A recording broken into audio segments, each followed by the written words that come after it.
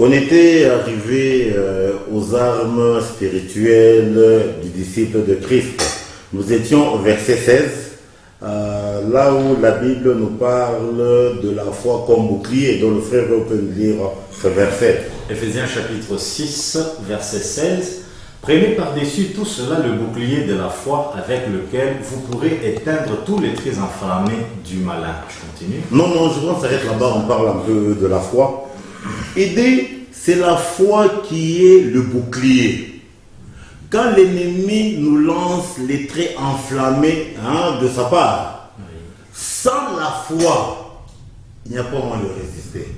Donc la foi, c'est ça le bouclier. Comme nous l'avons dit l'autre fois, il y a la cuirasse sur le porte. Le bouclier, c'est ce qu'on tient avec la main. Vous comprenez un peu? C'est ça le bouclier. Donc le rôle du bouclier, c'est pour éteindre tous les traits enflammés du malin. Et pour comprendre ce concept, nous allons lire un texte qui révèle très bien ce que l'apôtre Paul a dit ici concernant des gens qui ont vécu cette réalité. Et pour cela, on peut lire Hébreux 11, 32 à 34. Nous lisons Hébreux chapitre 11, 32 à 34. Que dirais-je encore? Le temps me manquerait si je voulais parler en détail de Gédéon, de Barak, de Samson, de Jephthé, de David, de Samuel et des prophètes. Grâce à la foi, ils ont conquis des royaumes, exercé la justice, obtenu la réalisation des promesses, fermé la gueule des lions. Ils ont éteint des feux violents, échappé aux tranchants de l'épée. Ils ont été remplis de force alors qu'ils étaient faibles. Ils se sont montrés vaillants dans les batailles. Ils ont mis en fuite des armées ennemies. Nous voyons le verset 34, il dit ceci. Ils ont éteint des feux violents. Vous comprenez un peu?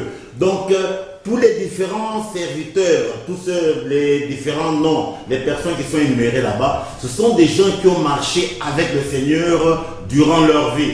On parle de Gédéon, on parle de Barak, on parle de Samson, on parle de Jephthé, on parle de David, on parle de Samuel, même des prophètes en général. C'est-à-dire, c'est par leur foi. Vous comprenez un peu? Donc la foi, c'est ça le bouclier. La foi, c'est quoi? Ici, je vais prendre un peu une définition plus pragmatique que ce qui est donné dans Hébreux chapitre 11. Nous disons que la foi, c'est la confiance absolue dans le Seigneur. Vous comprenez un peu? La confiance absolue. Quand on a la confiance absolue dans le Seigneur, automatiquement, on doit être attaché, on doit adhérer au Seigneur. Vous comprenez un peu? C'est ça la foi. C'est-à-dire, c'est pour cela que pour confirmer ce concept, si nous n'avons pas cette foi, impossibilité de lui être agréable. Pour cela, on peut lire Hébreux 11, 5 à 6. Hébreux. Toujours 11, 5 à 6. 5 à 6. Oui. Par la foi, Enoch a été enlevé auprès de Dieu pour échapper à la mort et on ne le trouva plus parce que Dieu l'avait enlevé. En effet, avant de nous parler de son enlèvement, l'Écriture lui rend ce témoignage, il était agréable à Dieu. Ouais. Or, sans la foi, il est impossible de lui être agréable, car c'est lui qui s'approche de Dieu doit croire qu'il existe et qu'il récompense ceux qui le cherchent. La Bible dit ceci. Or, sans la foi, il est impossible de lui être agréable. C'est-à-dire, qu'est-ce que Dieu exige? Qu'est-ce que Dieu nous exige? Qu'il nous trouve agréable. Et l'élément pour que nous soyons agréables, c'est la foi qu'on a à l'égard de Dieu. Vous comprenez un peu? Et cette foi-là, pour qu'elle soit, qu'elle nous rende agréable, ça doit être une foi authentique. Pas une foi d'invention humaine. Ça doit être une foi authentique, dont la source est Dieu. C'est-à-dire une foi dont la source est la révélation de Dieu. C'est pour cela que, et pour ajouter là-bas, et le soubassement de toute foi, de la foi véritable, c'est la connaissance excellente de Dieu.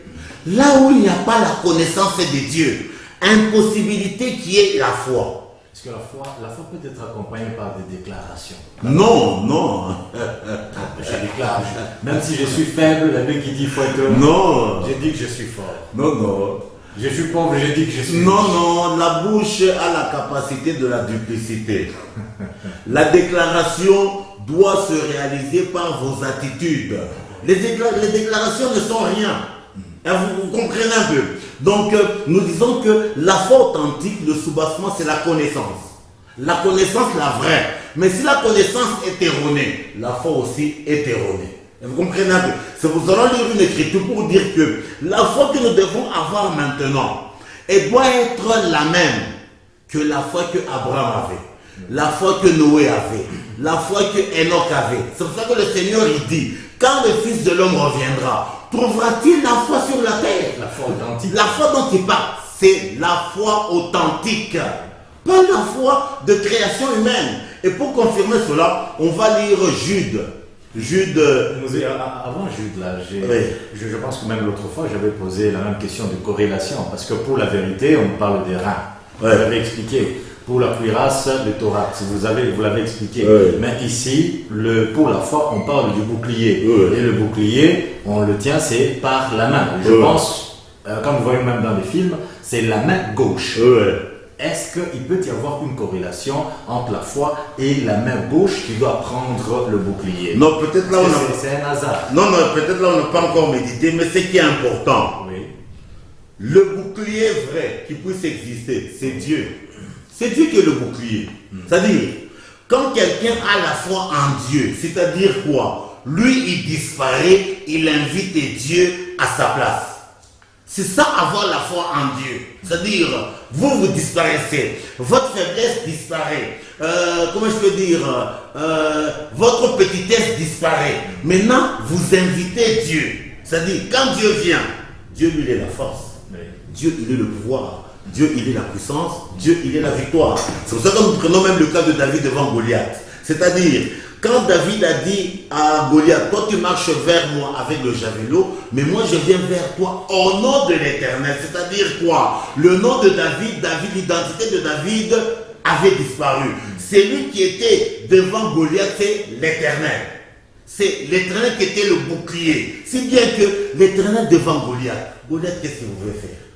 Vous comprenez? C'est ça le problème. C'est-à-dire quand nous disons que nous avons la foi, c'est-à-dire nous avons la confiance en Dieu, et cette confiance, notre moi doit disparaître. On ne peut pas dire qu'on a la foi en Dieu, mais notre nom est encore là. Là, c'est une impossibilité. La Bible dit, si vous ne pouvez pas comprendre ce qui est physique, comment vous allez comprendre ce qui est spirituel? C'est-à-dire, on cherche toujours à établir cette corrélation. Alors, qu'est-ce que je veux dire? Ma question est celle de savoir. Parce que le bouclier, d'une manière authentique, quand on parle du bouclier, ce n'était pas une masse qui était légère. C'est quelque chose qui pesait. Le bouclier, ça pesait. D'ailleurs, je pense que même pour le bouclier de Goliath, on nous donne même le poids de ce bouclier. Le bouclier pesait. Est-ce que cela veut dire que la foi, elle pèse? Cela veut dire que Dieu pèse? Ce n'est pas facile d'avoir la foi parce que ça pèse. Non, c'est pas ça. Pour dire quoi? Je crois que, comme vous l'avez dit, l'homme, il est égal à la faiblesse. L'homme est égal à la faiblesse. Dieu est égal à la force.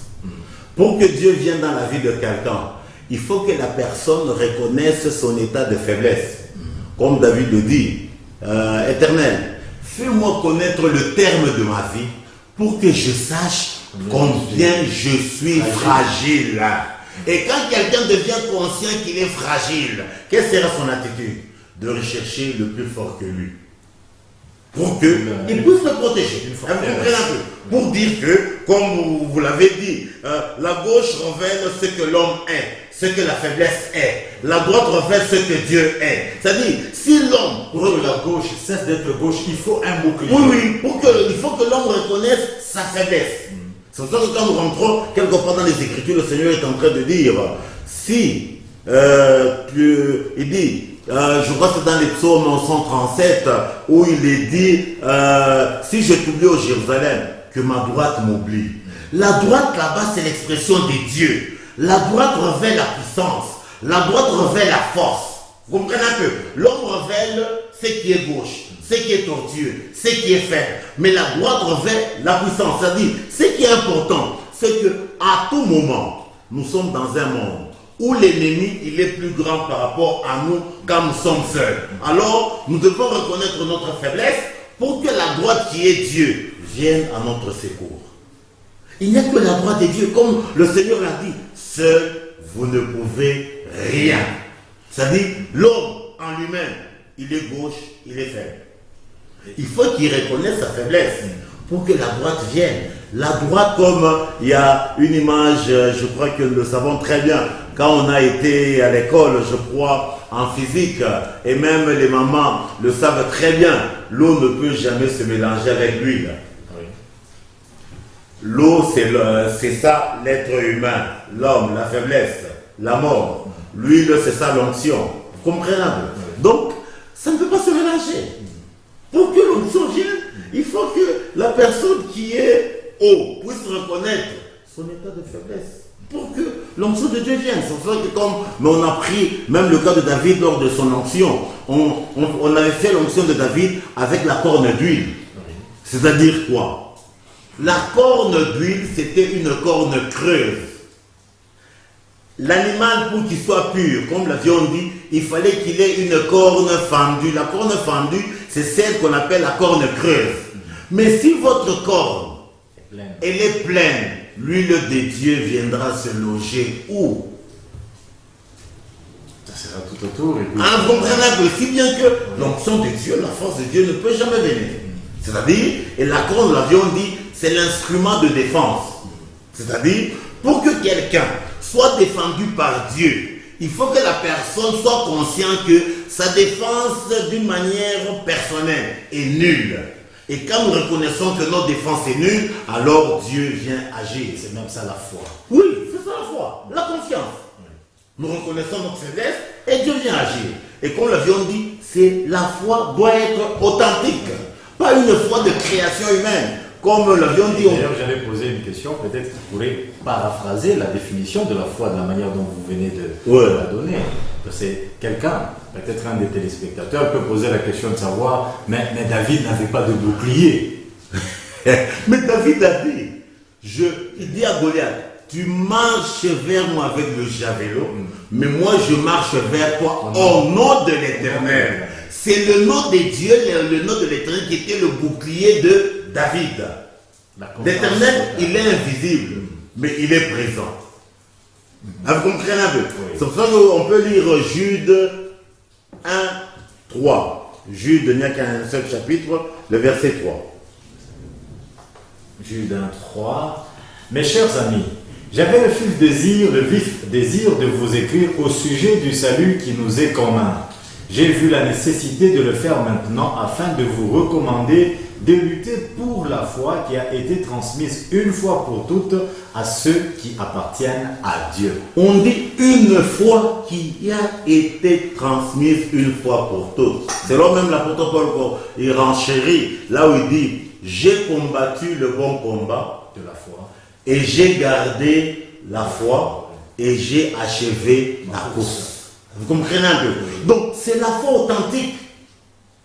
Quand nous regardons ici où nous sommes à l'Ikasi, bien au Congo, il y a combien de fois? Chaque église, chaque communauté. Des fois liées à la doctrine. Oui.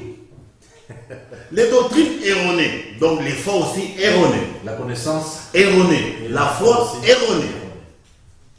Vous comprenez un peu? Oui. C'est comme le Seigneur a posé la question. Quand le Fils de l'homme reviendra, trouvera-t-il la foi sur la terre? C'est la foi selon lui. Maintenant, comme nous étions en train de parler du concept vengeance qui est interdit d'une manière radicale par Dieu, nous allons voir maintenant l'opposé de la vengeance qui est le pardon. Dieu exige le pardon. Pour cela, on va lire un très bon texte. C'est une citation du Seigneur dans Matthieu 18. À partir du verset 21 jusqu'au verset 35, nous allons continuer, nous allons lire et puis par après, on va arrêter pour donner des commentaires par-ci et par-là. Matthieu 18, 21 à 35. Alors Pierre s'approcha de Jésus et lui demanda, « Seigneur, si mon frère se rend coupable à mon égard, combien de fois devrais-je lui pardonner? Irai-je jusqu'à 7 fois ?» Je vais vous arrêter là. Pourquoi il a cité 7? Non. Vous savez, Qu'est-ce qui s'est passé dans la tête de Pierre pour qu'il cite 7? non, Pierre, je crois, ça c'est moi qui le dis. Oui. C'est-à-dire, il voulait dire seulement, si quelqu'un me fait du mal jusqu'à 7 fois, à la 8e fois, je peux Agir. agir, je peux me venger. Alors, Et pour lui, c'était ça le top de top. le top, c'est-à-dire la perfection de Pierre. C'est-à-dire, C'est-à-dire, si quelqu'un me fait du mal 6 fois, 7 fois, 7e fois, si je me venge, en tout cas, le ciel va... me donnera raison. Vous comprenez? Vous comprenez? Il dit, alors Pierre s'approcha de Jésus et lui demanda, Seigneur, si mon frère se rend coupable à mon égard, combien de fois devrais-je lui pardonner? Irai-je jusqu'à 7 fois? Veux dire le verset 22. Non, lui répondit Jésus, je ne te dis pas d'aller jusqu'à 7 fois, mais jusqu'à 70 fois 7 fois. La réponse du Seigneur est extraordinaire. Vous savez, le Seigneur, en lui, il n'y avait pas le mélange. Hein? Non. Entre le oui et non, entre la lumière et les ténèbres. Lui, donc, vous savez, La science exacte. vous savez, qu'est-ce que je veux dire là? Le Seigneur, lui, il ne flattait personne. Là où il fallait dire oui, c'était un oui. Là où il fallait dire non, c'était un non. Et ici, nous voyons, c'est un non sec. Non, lui répondit Jésus. Je ne te dis pas d'aller jusqu'à 7 fois, mais jusqu'à 70 fois 7 fois. Qu'est-ce que Jésus voulait dire par là? Et comme on peut passer par ce qu'on appelle la preuve par 9, vous ne trouverez jamais une personne sur la terre à qui on a fait sur le jour le tort 70 fois 7 fois. Il n'y en a pas. Le jour, il n'y en a pas. C'est une impossibilité. Qu'est-ce que le Seigneur voulait dire? C'est lui qui est avec le Seigneur. Il doit toujours pardonner. Quels que soient les temps et les circonstances. Il doit toujours pardonner. Toujours pardonner. La vengeance est exclue. Celui qui se venge, il est usurpateur. Il entre dans le terrain d'autrui, le terrain des dieux. Mosé, le pardon veut dire aussi l'oubli. Vous savez, comme l'autre fois vous m'aviez dit que quand je parle, est-ce que mon intelligence intervient? Ou bien, je crois que vous vous rappelez. Le cerveau est en action ou pas? Je crois que ici, la réponse, le Seigneur s'est arrangé pour que la réponse soit bien donnée. Oui.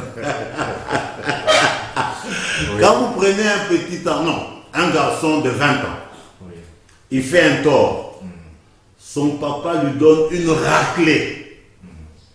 Et 5 minutes après, le papa lui rappelle pour l'envoyer quelque part. Le garçon, il va aller facilement. Je pense d'une manière générale, non. Non. Et d'ailleurs, avec l'expression de pouvoir Ouais. Même si elle a été bien éduquée, il ne va pas relever. Mais dans son cœur, il va bouder. Hein? il sera en train de maudire son père.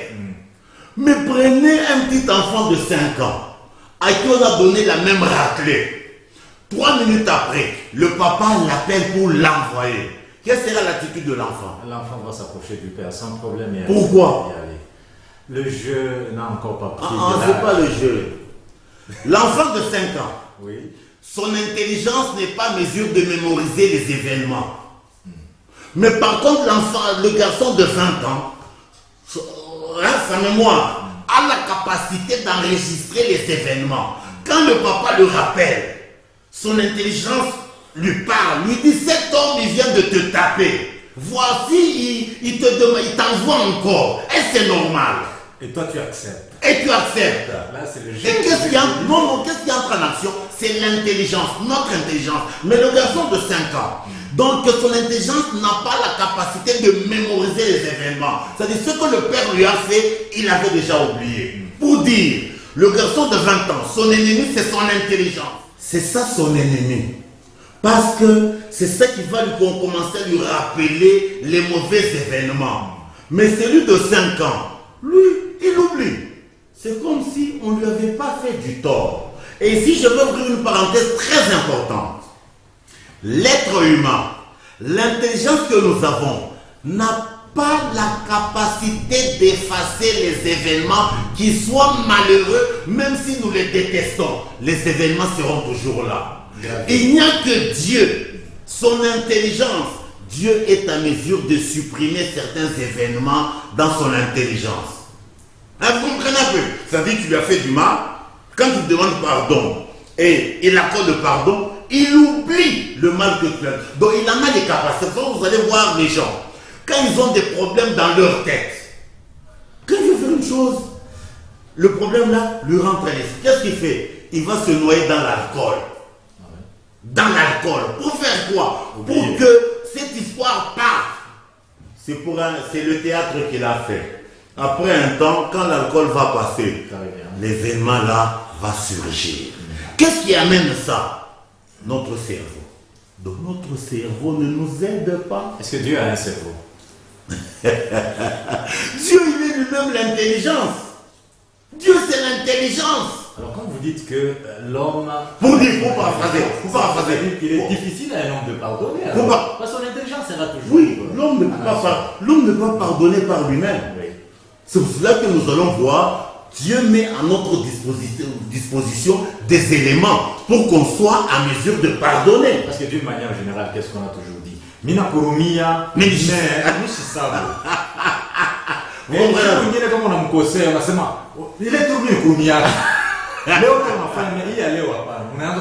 Vous comprenez? Pour dire, tant qu'on n'aura pas la nature divine, on va pardonner aux lèvres. Mais dans le cœur, l'épée sera là. Il faut avoir la nature divine. Comme Dieu sait pardonner, c'est lui que Dieu a appelé. Il met en lui sa nature, lui aussi sera à mesure de pardonner. Vous comprenez un peu? Donc, c'est le souffle du Tout-Puissant qui nous donne ces acquis-là. C'est ce qu'on appelle, si on peut dire, la grâce du Seigneur. C'est-à-dire, ce que nous ne méritons pas par nous-mêmes. Le véhicule n'est pas une grâce. Les souliers ne sont pas une grâce. Donc, la grâce, c'est les attributs de Dieu qui rentrent dedans de nous afin que nous puissions agir comme Dieu agit. Que nous puissions réfléchir comme Dieu réfléchit. Que nous puissions ressentir les choses comme Dieu ressent les choses. C'est-à-dire, contrairement à notre nature déchue. Je sais que toute la Bible c'est un tout. Vous me l'avez déjà interdit une fois dans une émission de pouvoir partager la Bible en deux. Le temps de la loi et le temps de la grâce. Hein, souffrez que je puisse revenir là-dessus. Pendant la loi, la Bible me dit que lorsque on sacrifiait un animal, le péché de l'homme n'était pas ôté, mais le péché était couvert. Mais avec Christ, dans la grâce, maintenant là le péché est ôté. Maintenant moi je me demande, comme le sang des animaux couvrait seulement, est-ce que Dieu pardonnait réellement ou non? Ici, je vais ouvrir une parenthèse. Parce que quand on ouvre quelque chose, à un certain temps, on peut rouvrir. Ici, je vais épingler deux dimensions importantes, souvent qui sont mal comprises. Oui. Quand nous rentrons dans l'Ancien Testament, il y a le cérémonial qui est prophétique, qui révèle un message. Et il y a la marche, je peux dire, des serviteurs qui ont été avec Dieu, les patriarches. Oui. C'est deux choses différentes. C'est-à-dire, quand on immolait les bêtes, on faisait toutes ces choses. C'est le cérémonial pour révéler le grand sacrifice par l'homme de Galilée, Jésus. Vous comprenez? Mais quand nous prenons la marche, je prends le cas concret. Hein, on va lire, parce qu'il faut faire la différence entre ces choses. On va aller dans les psaumes 53. Non, 51. Psaume 51, verset... Nous commençons à partir du premier verset. C'est très important. Au chef de chœur, un psaume de David qu'il compassa lorsque le prophète Nathan vint chez lui après qu'il eut péché. Non, allez dans Louis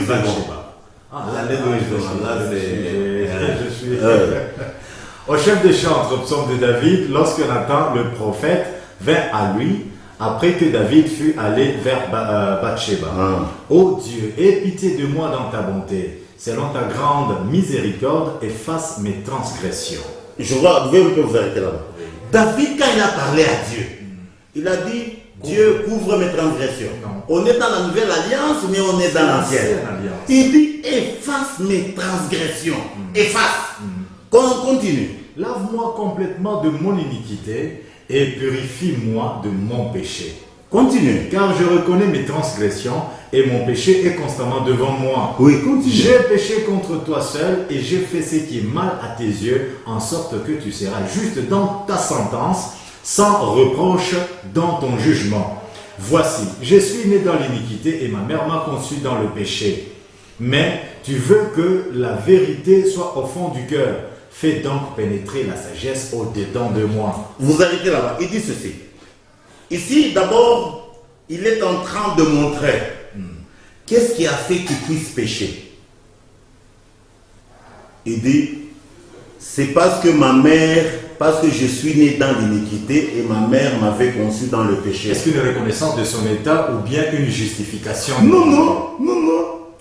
Si sa mère ne l'avait pas conçu dans le péché, il n'allait pas pécher.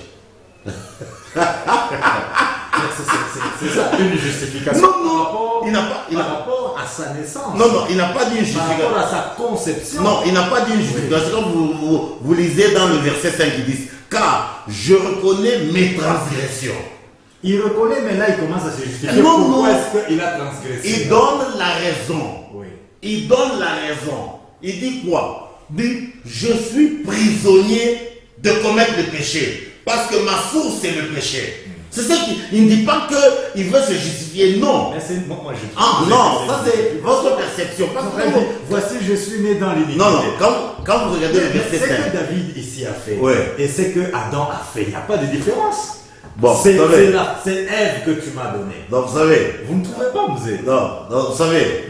Parce que si on doit entrer ici en profondeur, on va s'écarter un peu de l'autre sujet. Il n'y a pas de problème. Ici, je voulais dire ceci. Oui.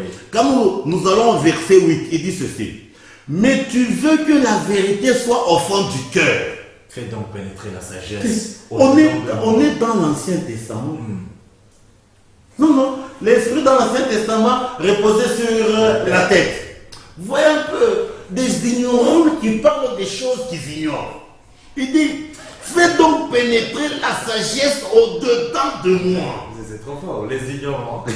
qui parlent des choses qu'ils ignorent. Moi je le dis toujours, l'homme c'est un ignorant son ignorance. C'est pour cela qu'il se glorifie. Wow. Non, vous savez, c'est pour cela que maintenant quand vous avez dit, pour les choses spirituelles, nous employons un langage spirituel. Oui. Il dit, mais tu veux que la vérité soit au fond du cœur. Il dit, qu'est-ce que Dieu réclame? Que sa vérité, qui est Dieu lui-même, soit dans mon cœur. Si c'est comme ça, le travail c'est à toi Dieu. Fais donc pénétrer la sagesse au-dedans de moi. Comment? Lisez le verset 9. Purifie-moi avec l'hysope et je serai pur. Lave-moi et je serai plus blanc que la neige. Il dit purifie-moi avec l'hysope et je serai pur. Un jour j'ai changé avec certaines personnes, je leur pose la question. Qu'est-ce que c'est que l'hysope? Il dit non, c'est un savon. J'ai dit. Si d'abord le sens français, tu ne le connais pas, comment le sens spirituel? Vous comprenez un peu? Si le sens français, le terme, la sémantique en français, tu ne la connais pas. On ne connaît même pas l'hysope, c'est quoi? Il dit c'est le savon. C'est le savon. On utilisait dans l'ancien temps. C'est pas possible. Oui. Quand vous regardez ici, David, ici, il a parlé comme un prophète. Oui. L'hysope, c'est la dernière de toutes les plantes qui germent des murs, des murailles. Oui. L'opposé du cèdre. C'est-à-dire, l'hysope ici n'est autre que l'image de Christ humilié, Christ crucifié. Comme Isaïe 53 le dit, il s'est levé devant nous comme une faible plante qui sort d'une terre desséchée. C'est-à-dire, c'est l'hysope. Donc, David, quoique il était dans... qui représente les dessus des murailles. Oui, quand il était dans... Non, dans l'herbe, donc c'est-à-dire ça pousse sur la muraille, même sur le côté, mais c'est dans le dernier des arbres. Oui. C'est-à-dire quoi? C'est Christ humilié. Oui. Donc David, il était dans l'Ancien Testament. Il savait que c'est Christ. C'est pour cela que quand vous regardez dans le cérémonial que Dieu a donné, que Israël devrait faire, pour faire la purification des choses concernant le cérémonial, on prenait le bouquet d'hysope. C'est avec ça qu'on trempait dans l'eau de purification, qu'on aspergeait sur les choses saintes, ou qu'on mettait dans le sang. Donc l'hysope là-bas, c'est l'image de Christ. Vous comprenez un peu? Oui. Donc ce que vous aviez dit, dans l'ancien temps, là c'est le cérémonial qui est prophétique. Mais dans leur marche personnelle, ce n'était pas le cérémonial, c'était le contact direct. Oui. Qui est celui-là qui peut dire dans le Nouveau Testament qu'il a été dans le contact direct plus que Abraham avec Dieu, plus que Moïse avec Dieu, plus que Jacob avec Dieu? Qui est celui-là? On les appelle les patriarches, les colonnes. Vous comprenez un peu? Vous savez, des gens ils ignorent, mais vous comprenez un peu? C'est très grave. Je dis, on rentre un peu dans notre texte là de Matthieu. 18, 21. Là où on parle du pardon. Et là, le Seigneur donne une belle illustration du pardon. C'est-à-dire, après ce que nous avons vu, il continue, il donne une belle parabole. Donc, nous étions déjà au verset 22. Maintenant, le Seigneur, il donne une bonne illustration, une bonne parabole. Lisez à partir du verset 23. En effet, il a né du royaume des cieux comme d'un roi qui voulut régler ses comptes avec ses serviteurs. Lorsqu'il commença à compter, on lui en présenta un qui lui devait 60 millions de pièces d'argent. Comme ses serviteurs n'avaient pas de quoi rembourser ce qu'il devait, son maître donna ordre de le vendre comme esclave avec sa femme et ses enfants ainsi que tous ses biens pour rembourser sa dette. On veut vous arrêter un peu là, on fait un peu. Il est dit ceci. Il dit, le royaume, donc, comme il est dit, en effet, il est du royaume des cieux comme d'un roi. Le roi dont on parle, c'est ça le Seigneur. Il parle de sa personne. Qui voulut régler ses comptes avec ses serviteurs. C'est-à-dire, le jugement dernier, c'est quoi? Régler les comptes avec Dieu. Comme on dit, nous qui travaillons dans les entreprises, il y a ce qu'on appelle l'audit. Le jugement dernier, c'est l'audit. Vous comprenez un peu? Et l'auditeur, ça sera Dieu lui-même. Vous comprenez un peu? Il dit ceci. Lorsqu'il commença à compter, on lui en présenta un qui lui devait 60 millions de pièces d'argent. Vous comprenez un peu? C'est une grande somme d'argent. Vous comprenez un peu? Comme ce serviteur n'avait pas de quoi rembourser ce qu'il devait, son maître donna ordre de le vendre comme esclave, pas seulement lui, et avec sa femme, et avec ses enfants, afin que tous ses biens ainsi que tous ces biens pour rembourser la dette. La Bible continue le verset. Le serviteur se jeta alors aux pieds du roi et se prosterna devant lui, supplia: sois patient envers moi, accorde-moi un délai et je te rembourserai tout. Pris de pitié pour lui, son maître le renvoya libre après lui avoir remis toute sa dette. Vous pouvez vous arrêter là-bas. Donc, comme la dette était énorme, alors le serviteur s'est jeté aux pieds du maître pour le supplier: accordez-moi le temps, je vais me débattre afin que j'ai de la monnaie pour rembourser. Maintenant le roi, il a été pris de pitié, c'est-à-dire la miséricorde, les compassions l'ont animé. C'est vrai que l'Écriture le dit, pris de pitié pour lui, son maître le renvoya libre, après lui avoir remis toute sa dette. Pas seulement il lui a donné le temps, il lui a dit, tu ne vas plus travailler, je te remets la dette. C'est-à-dire, je te pardonne. Vous comprenez un peu? Je te pardonne. Maintenant, lisez la suite. À peine sorti, Oui. le serviteur rencontra un de ses compagnons de service qui lui devait 100 pièces d'argent. Oui. Il le saisit à la gorge en criant, paie-moi ce que tu me dois. Vous pouvez vous arrêter là. Quelle ingratitude. Vous-même, sans qu'on fasse les commentaires. Le type a supplié, le maître. En lui-même, peut-être qu'il s'est dit, le roi Athènes un bien, Dieu qu'on a bien mis. Ça m'imite. Donc, lui, il devait combien? 60 millions de pièces de monnaie. Oui. On lui a remis la dette. Mais lui, à peine qu'il sort du pardon, de la grâce qu'on lui a faite, hein? Vous comprenez un peu? Il trouve quelqu'un qui lui devait l'argent. Combien? 100 pièces. Prenez 600 pièces.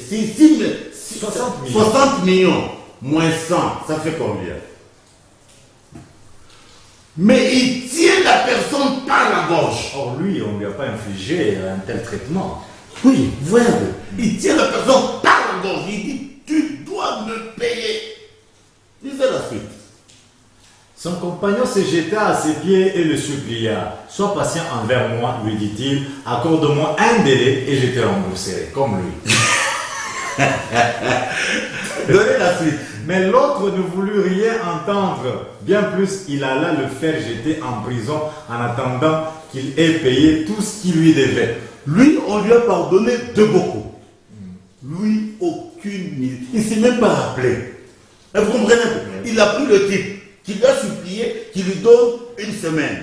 Lui, on ne lui a pas donné seulement le temps, on lui a fait la remise. Mais l'autre lui demandait qu'il lui donne le temps. Il a refusé. Et après qu'il ait refusé, il est parti le jeter dans la prison. Dans la prison. Lisez la suite. D'autres compagnons de service, témoins de ce qui s'était passé, en furent profondément attristés et allèrent rapporter toute l'affaire à leur maître. Alors celui-ci fit convoquer le serviteur qui avait agi de la sorte. Tu es vraiment odieux, lui dit-il. Tout ce que tu me devais, toi, mon serviteur, je te l'avais remis parce que tu m'en avais supplié. Ne devais-tu pas, toi aussi, avoir pitié de ton compagnon, comme j'ai eu pitié de toi? Et dans sa colère, son maître le livra au bourreau jusqu'à ce qu'il ait remboursé toute sa dette. Voyons.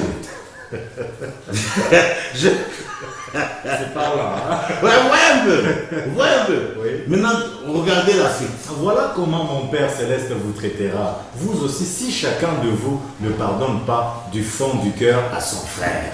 Je crois que le texte, à lui seul, il est très éloquent. C'est pour ça que dans notre prière, la prière Notre Père qui est aux cieux, il est dit, pardonne-nous nos offenses comme.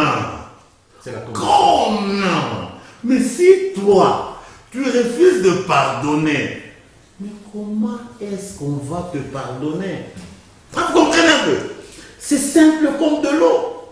C'est simple comme de l'eau. Il faut que les gens comprennent. Vous comprenez un peu? C'est pour ça que nous allons lire un texte très important. On va aller lire Ésaïe 61, 1 à 3.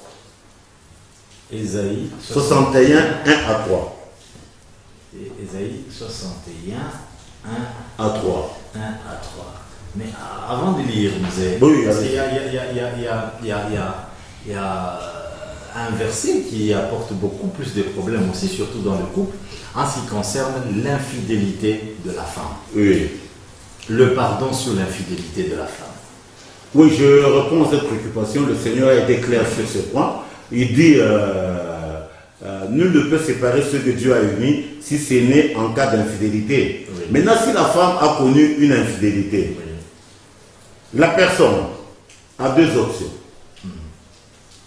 Elle peut dire je ne sais pas pardonner et elle n'a pas péché. Elle n'a pas péché. Mais si la personne est suffisamment élevée spirituellement, il peut pardonner. Et vous savez, souvent dans la conception humaine, on croit que quand quelqu'un pardonne, c'est un faiblard. La fidélité de sa femme. Oh, c'est un faiblard. Je vous dis, c'est lui qui pardonne. C'est quelqu'un d'élevé. Vous comprenez? Et quand quelqu'un pardonne réellement, le Seigneur va le lui rendre d'une manière ou d'une autre. Mais est-ce que ne trouvez-vous pas que le Seigneur s'est un peu contredit? Non. Parce que dans la prière modèle, oui, c'est lui qui nous pardonne, qu'on pardonne nous nos offenses comme nous pardonnons. Oui. Donc comme l'homme là n'a pas pardonné, alors ces péchés aussi ne lui sera pas Non. Pourquoi? Vous savez, c'est Nous pas que devions nécessairement pardonner, même si elle a fidélité. Pour paraphraser, vous savez, je crois que peut-être on n'en a pas encore parlé, Dieu étant donné, on en parlera. Le mariage, c'est un concept spirituel. Tout ce qu'il y a sur la terre, toutes les unions qu'il y a sur pour voir, par exemple, moi et mes enfants, nous avons des relations de chair, de sang. Moi avec mes frères, mais moi avec ma femme. C'est une relation spirituelle. Vous comprenez un peu? Ma femme, on n'a pas avec une relation de chair. Mais si il y a la plus grande intimité, c'est moi avec mon épouse, pour dire que la spiritualité est au-dessus des relations charnelles. Donc le mariage, c'est de la spiritualité. Vous comprenez un peu? C'est pour cela que l'infidélité dans le mariage, il est un peu exceptionnel. C'est pour ça que quand vous regardez, même quand on parle du péché, je crois que quelque part il est dit ceci, il y a certains péchés, quand on les commet, ils sont hors de l'homme. Mais il y a des péchés, quand on les commet, ils sont dans l'homme. Le péché qu'on commet qui est dans l'homme, c'est quoi? L'adultère. Vous comprenez un peu? Parce que là, on pêche contre soi-même. Vous savez, donc les relations intimes, c'est-à-dire renferment un mystère, un grand, que souvent beaucoup de gens ignorent. Vous comprenez un peu? C'est un peu ça, c'est pour cela que le Seigneur, concernant ce point, il a fait cette parenthèse. Mais heureusement que vous venez de dire une petite parenthèse, pour que nous puissions rentrer le plus vite possible, parce que vous venez de définir que le mariage en soi, cette union-là est spirituelle. C'est pas une union de chair. Parce qu'il y a ces gens-là qui disent non, mais moi, même si je peux connaître l'adultère, là où je vais, il n'y a pas d'union. Qu'est-ce qu'il appelle l'union? C'est quand on fait des relations sans préservatif. Et quand il porte le préservatif, il se dit non, il n'y a pas d'union. Je n'ai rien fait. Vous savez, comme vous étiez en train de parler un peu de la loi et de la grâce, du temps de la loi, qu'est-ce que Moïse avait dit? C'est lui qui fait l'adultère. C'est lui qui couche avec une femme, il a commis l'adultère. Voilà. Mais Jésus, du temps de la grâce, lui, qu'est-ce qu'il dit? C'est lui qui convoite dans son cœur. Si c'est lui qui convoite, il a déjà commis le péché. Et toi qui as mis le préservatif. Vous comprenez un peu? On peut rentrer un peu. Voilà. Oui, à partir du premier verset. Ésaïe 61. L'esprit de l'éternel, l'esprit de l'éternel, je rentre en lui ses gants, excuse. L'esprit du Seigneur, l'éternel, est sur moi. Car l'Éternel m'a oint pour porter de bonnes nouvelles aux malheureux. Il m'a envoyé pour guérir ceux qui ont le cœur brisé, pour proclamer aux captifs la liberté et aux prisonniers la délivrance. Pour publier une année de grâce de l'Éternel et un jour de vengeance de notre Dieu, pour consoler tous les affligés. Wow. Pour accorder aux affligés de Sion, pour leur donner un diadème au lieu de la cendre, une huile de joie au lieu du deuil, un vêtement de louange au lieu d'un esprit abattu, afin qu'on les appelle des térébintes de la justice, une plantation de l'Éternel pour servir à sa gloire. On ne fait pas de commentaires, on lit Luc 4 et puis on fait des commentaires. Luc 4, 16 à 20. Luc 4, 16 à 20. C'est la même citation de Ésaïe que le Seigneur rentre toujours à lui, devant Seigneur. Ah oui. Il s'est rendu à Nazareth où il avait été élevé et selon sa coutume, il entra dans la synagogue le jour du sabbat. Il s'éleva pour faire la lecture. Ouais. Et on lui remit le livre du prophète Ésaïe. L'ayant déroulé, il trouva l'endroit où il était écrit « L'Esprit du Seigneur est sur moi parce qu'il m'a oint pour annoncer une bonne nouvelle aux pauvres. Il m'a envoyé pour guérir ceux qui ont le cœur brisé, pour proclamer aux captifs la délivrance et aux aveugles le recouvrement de la vue, pour renvoyer libres les opprimés, pour publier plutôt une année de grâce du Seigneur. » Ensuite, il roula le livre, le remit aux serviteurs et s'assit. Tous ceux qui se trouvaient dans la synagogue avaient des regards fixés sur lui. Vous savez, donc, nous venons de lire deux textes différents, un dans le livre de Ésaïe et l'autre dans le livre de Luc.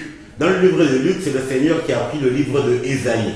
Dans le livre là que nous avons lu en Ésaïe, Testament qui revient. le Christ, quand il a pris le livre, quand il a lu, il a sauté certains termes qui étaient dans le livre là de Ésaïe. En faisant la lecture ici dans la synagogue, il les a sautés. Quel est le terme? Vous savez, pour les esprits... Pas seulement sauté, il a ajouté, parce que là on est... Et aux aveugles le recouvrement, c'est pas mentionné. Oui, c'est presque un peu la même. Mais le point le plus important, c'est ceci. Quand vous allez dans Ésaïe, il dit ceci. Dans le verset 2 dit, l'Esprit du Seigneur est sur moi, il m'a oint pour publier une année de grâce du Seigneur, virgule, et un jour de vengeance du Seigneur. Mais par contre, quand il prend le livre là, il le lit dans la synagogue. Il n'a pas cité la vengeance. Le jour de vengeance, il ne fait pas allusion. Pour dire, Ésaïe, quand il a prophétisé, il a réuni les deux fonctions du Seigneur. La grâce et la vengeance. Il les a mis ensemble. Mais quand Christ a lu, c'est-à-dire pour la première venue quand il a été ici sur la terre, il n'est pas venu pour se venger. Il est venu pour proclamer l'année de grâce du Seigneur. Mais toi qui te dis enfant de Dieu, qui suis Jésus, Jésus n'est pas venu pour le moment pour se venger, mais toi tu te venges. Mais tu es antichrist.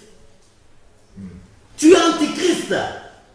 La vengeance, c'est plus tard qu'il la fera. Mais toi, tu fais la vengeance du Seigneur avant terme, en dehors des temps de Dieu. Mais tu deviens un antichrist. Je ne sais pas si vous saisissez un peu la nuance que j'énumère là-bas. C'est profond. Donc ici, c'est seulement l'année de grâce. Pour dire, si on est enfant de Dieu, nous devons être seulement les porteurs de la grâce du Seigneur. Le pardon. Les porteurs de la lumière du Seigneur, les porteurs de la croix du Seigneur, les porteurs du pardon. Mais si toi, tu te fais en même temps un porteur de grâce, un porteur de vengeance, tu n'es pas du Seigneur. Vous comprenez un peu? C'est très capital pour dire que pour le moment, c'est seulement la grâce. Quel que soit le mal qu'on peut te faire, toi, tu dois pardonner, pardonner, pardonner toujours. Tu n'es pas autorisé à te venger. Si Jésus lui-même, il n'a pas été autorisé à se venger quand il a été ici sur la terre, mais toi, tu te dis son disciple. C'est ça qu'il a dit quelque part. Mais pourquoi m'appelez-vous Seigneur alors que vous ne m'obéissez pas? C'est pour cela que quelque part dans les Écritures, ses disciples sont partis quelque part. Et là où ils sont partis, n'ont pas été reçus. Et quand ils sont rentrés faire le rapport au Seigneur, que là on est parti, on ne nous a pas reçus, il y a eu ceci, il y a eu ceci. Vous savez ce qu'ils ont dit à Jésus? Invoque le feu du ciel. Afin qu'il aille consumer les gens là-bas. Qui refuse. Et Jésus leur a dit, est-ce que vous connaissez l'esprit qui est en train de vous animer à l'instant? Donc, tout celui qui se venge maintenant, il est animé par l'esprit du malin. Ce n'est pas l'esprit de Dieu. Vous comprenez un peu? C'est trop important. C'est ce qu'on a voulu pour qu'on puisse bien se comprendre. Vous comprenez un peu? Donc, pour le moment, la vengeance est interdite. L'homme doit pardonner, pardonner, pardonner toujours. C'est Dieu qui va faire que son esprit soit au-dedans de nous afin que nos cœurs grossissent pour que quand même on nous fait le mal, que le mal soit amorti par le sang de l'agneau. Pour dire, quand on nous fait du mal, qu'est-ce qui se passe? On nous blesse dans notre homme intérieur. Je crois qu'on l'avait dit l'autre fois. Si on est en harmonie avec le sang de Christ, les plaquettes du sang de Christ vont cicatriser la plaie. Si bien que vous n'allez pas vous venger. Mais si vous n'êtes pas en harmonie avec le sang de Christ, vous aurez les plaies, vous aurez toujours mal et vous chercherez toujours à vous venger. Donc le grand problème, c'est notre connexion avec le sang de Christ. Si on est connecté au sang de Christ, on ne peut pas se venger. Le sang de Christ met au-dedans de nous les sentiments qui étaient en Christ. Vous comprenez un peu? Le pardon. Vous comprenez un peu?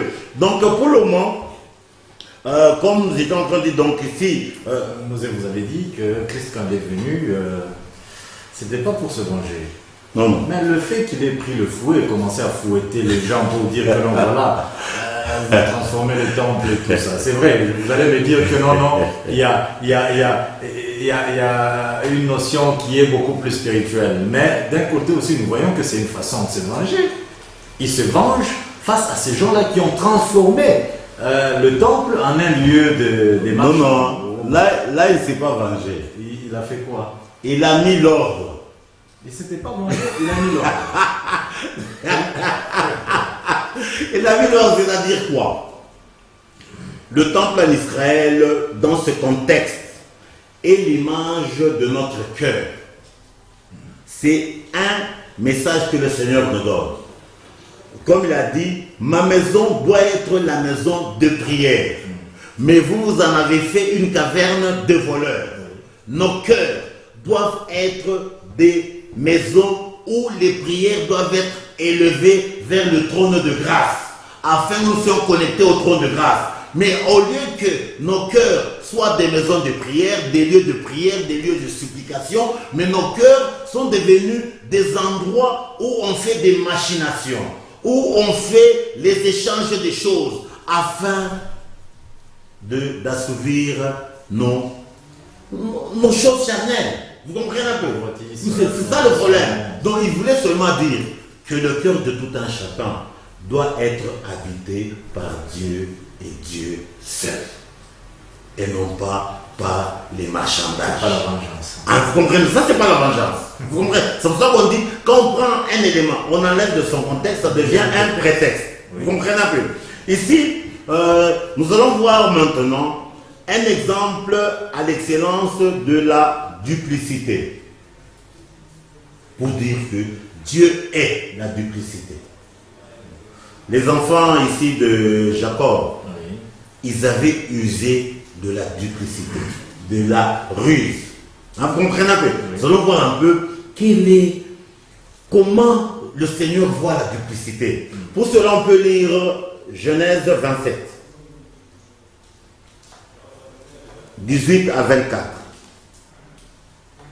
Genèse 27, 18 à 24, il est écrit. Ici, avant qu'on le lise, je vais donner un peu le contexte. Oui. Ici, c'est quand Isaac il est devenu vieux. Il avait appelé son fils aîné, à savoir Ésaü, pour qu'il aille à la chasse lui trouver un gibier, pour que ce dernier rentre, il prépare le gibier, et quand son père va manger, et que ce dernier puisse le bénir. Vous comprenez un peu? Ici, je vais ouvrir un peu une parenthèse avant qu'on lise le texte. Ici, Isaac, la Bible dit, il était aveugle, il était vieux, il ne voyait plus clair. Vous savez, la bénédiction de Dieu ne dépend pas du manger de votre papa, comme Isaac a voulu le faire. Son ventre. Non, la bénédiction dépend de votre attitude vis-à-vis de Dieu. Venez lire à partir du verset 18. Jacob entra chez son père et dit, mon père. Celui-ci répondit, oui mon fils, qui es-tu? Et Jacob dit à son père, je suis Ésaü, ton fils aîné. J'ai fait ce que tu m'as demandé. Lève-toi, je te prie, assieds-toi et mange de mon gibier pour me donner ensuite ta bénédiction. Isaac lui demanda, comment as-tu fait, mon fils, pour trouver si vite du gibier? Jacob répondit, c'est l'Éternel ton Dieu qui l'a mené sur mon chemin.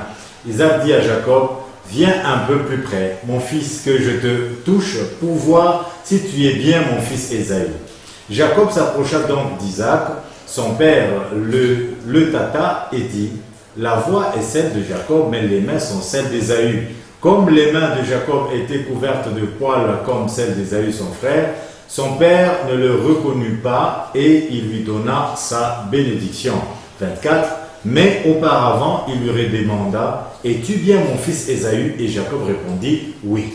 Nous disons ici, comme avant qu'on ne lise, on n'a pas terminé l'histoire. Alors, la mère de Jacob qui avait entendu le discours de son mari, lui, elle qui aimait beaucoup plus Jacob, s'est rapide. Donc, elle a pris de l'avance pour demander à Jacob, ton père veut bénir Ésaü. Viens, je fais un mets rapidement, tu vas donner à ton père, tu vas te présenter comme étant Ésaü, comme ça tu recevras la bénédiction. Ici, qu'est-ce que nous voulons dire? Dieu, il est égal à la vérité. Dieu, c'est la vérité. Oui. Si Dieu est égal à la vérité, est-ce que par le mensonge, on peut acquérir les choses de Dieu? Impossibilité. Beaucoup de serviteurs, quand ils prennent cette histoire, souvent ils disent que quand Jacob a été béni par Ésaü, et non par Isaac, qu'il a été béni. Beaucoup de gens disent ça. Mais quand vous rentrez réellement en profondeur, il n'avait pas été béni. Il n'avait pas été béni. Parce que à partir de l'instant là, sa vie est devenue mauvaise. C'est-à-dire quoi? Il a dû fuir la maison paternelle, si bien que sa mère qui était sa maman chérie, il l'a plus revue. Et il s'est retrouvé chez Laban, là où il a passé 20 ans. Et les 20 ans lui-même, il confesse les 20 ans. Qu'est-ce qu'il dit? Pendant les 20 ans ici, j'ai travaillé pour toi là-bas. Qu'est-ce qu'il dit? Le jour, j'étais frappé par le soleil du midi. La nuit, le sommeil fuyait de mes yeux. Et j'étais frappé par le froid de la nuit. Et 10 fois, tu as changé mon salaire. Et si le Dieu que craint mon père Isaac n'a pas été avec moi, tu m'aurais renvoyé à vide. Lui-même a dit, il n'a pas dit le Dieu que moi je crains. Non. Le Dieu que craint mon père Isaac. Maintenant, au terme de 20 ans, avant qu'on rentre à ce qui nous concerne, l'ange lui est apparu dans un songe. Il est venu lui dire, Jacob, Jacob, lève-toi, rentre dans le pays de ta naissance, et là, je te ferai du bien. C'est-à-dire, le bien de Jacob ou la bénédiction était dans le futur. Comme le disons, la Bible dit, c'est la bénédiction de Dieu qui enrichit et il l'a fait accompagner d'aucun chagrin. Mais la sorte disant bénédiction de Jacob à cet instant a été accompagnée de beaucoup de chagrin. Pour dire qu'il a utilisé les voies tortueuses en dehors de celles de Dieu. Maintenant, nous rentrons à notre sujet. Isaac, quand Jacob s'est présenté devant Isaac, il lui a dit qu'il était Ésaü. Je vais rentrer au verset, au verset 18. Hein. Au verset 18. Parce qu'on est au verset 20. Oui. Jacob entra chez son père et dit, mon père. Celui-ci répondit, oui mon fils, qui es-tu? Jacob dit à son père, je suis Ésaü. Lui, il était Jacob. Mais quand son père lui pose la question, qui es-tu? Il répond, je suis Ésaü. C'est ce qu'on appelle la duplicité. Quand nous rentrons dans les desseins de Dieu, quand ces deux enfants étaient nés, Ésaü et Jacob, sur qui il y avait les projets de bénédiction? C'est toujours sur Jacob. Mais lui, Jacob ici, il dit à son père, qui n'était plus Jacob, la personne sur qui il y avait les projets de bénédiction, il a pris le nom de quelqu'un sur qui il y avait les projets de malédiction. Alors, vous comprenez un peu? Il dit, je suis Ésaü, ton fils aîné. Or, Ésaü, le fils aîné, lui, il avait été maudit avant qu'il ne naisse. Mais c'est lui qui était béni. Il a abandonné le chemin de bénédiction pour aller prendre le chemin sur lequel il y avait la malédiction. Vous voyez un peu? Il dit, j'ai fait ce que tu m'as demandé. Or, Isaac ne lui avait rien demandé. Mais il dit là, j'ai fait ce que je t'ai demandé. Ici, nous voulons relever la duplicité, le mensonge.